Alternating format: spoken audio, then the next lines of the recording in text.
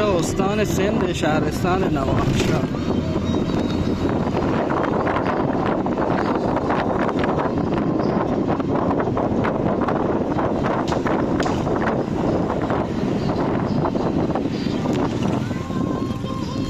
اینجا مثل هنده، اصلا کلن افکار رفتار همشون صحبتاشون بعضیاشون به زبان محلی صحبت میکنن که اصلا آدم متوجه نمیشه چی میگن.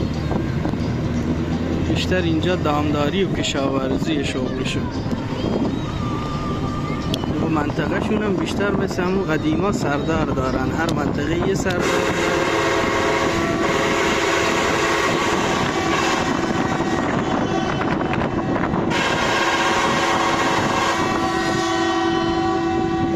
اینجوری بوق میزنن که متوجه بشن راه باز کنن، چون بیشترشون دیگه متوجه نمیشن.